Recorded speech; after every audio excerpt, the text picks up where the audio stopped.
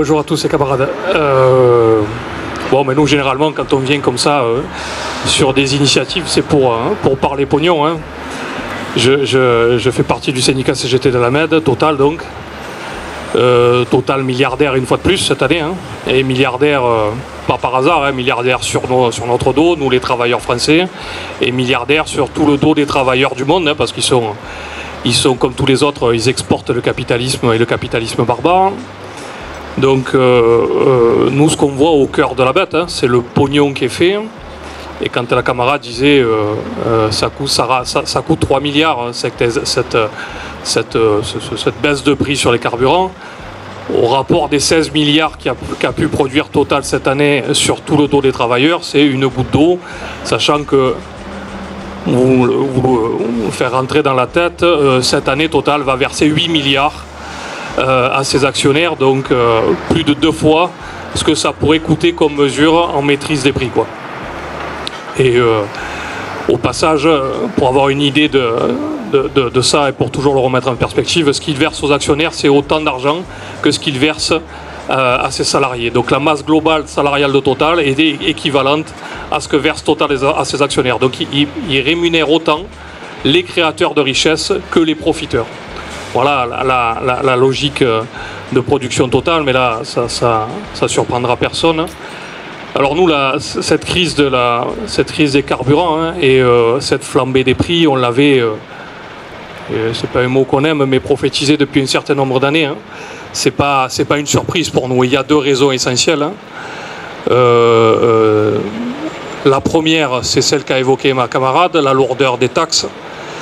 Et le fait qu'on nous vende ça comme du Chanel numéro 5 bientôt, donc alors que c'est un produit de première nécessité, je ne reviendrai pas sur son intervention, mais avec tous les déserts qu'il y a, sociaux, médicaux, etc., où de plus en plus on est obligé de prendre notre véhicule pour se déplacer, on continue à devoir payer ce produit de première nécessité comme quelque chose d'exorbitant, et c'est absolument pas audible. Donc l'État a toute possibilité, a tout l'outil juridique nécessaire pour bloquer les prix.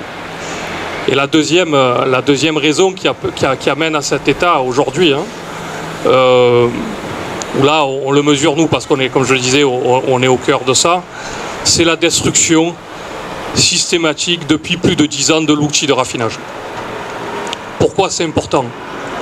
Parce que on a perdu la capacité en France, au travers de ces destructions, de produire nos propres sous-produits du pétrole.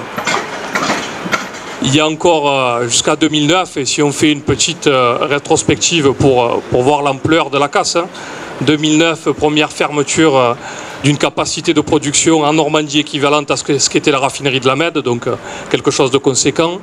2010, fermeture de la raffinerie des Flandres. 2012, fermeture de la raffinerie de Lyon-Delbasel. 2013, fermeture de 2 raffineries Petroplus. 2015, fermeture de la Med. 2020, fermeture de la raffinerie de Grand Puy. Donc vous voyez, c'est pas une casse aléatoire, hein, ça a été programmé, réfléchi, construit de manière à savoir comment ils allaient pressurer le plus d'entre nous pour sauvegarder leurs profits jusqu'au dernier moment, et après comment ils allaient nous détruire et nous reverdir comme ils l'ont fait là. Bref. Donc du coup, elle a quoi cette conséquence?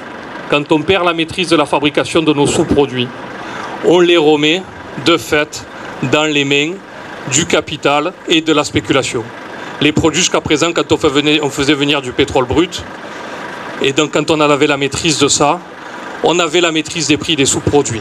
Et on aurait pu, hein, s'il y avait la volonté, garder la maîtrise des prix des sous-produits. Mais là, on a basculé dans un monde où la majorité maintenant des carburants sont importés.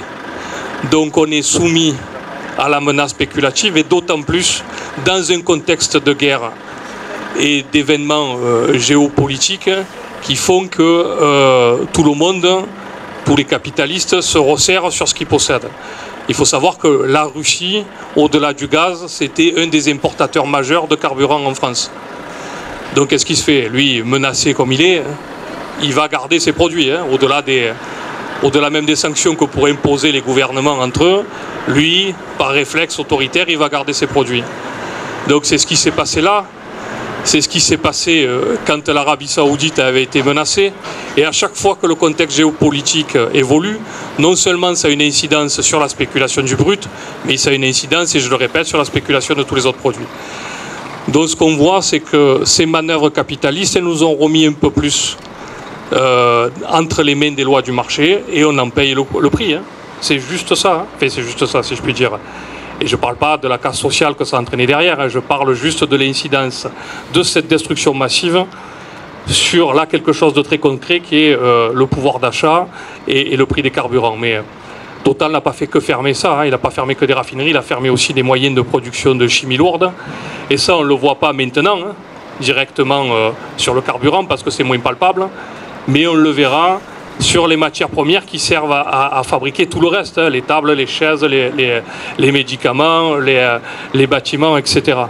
En perdant cette capacité de raffiner aussi cette chimie lourde, il nous fait perdre la capacité de la maîtrise de nos produits. Donc nous, on réclame quelque chose de très simple hein, pour ça, enfin, en tout cas de très simple pour nous. C'est la création d'un grand pôle public de l'énergie, puisque le pétrole s'intègre dans cette grande famille qui est la famille de l'énergie, et s'intègre pleinement.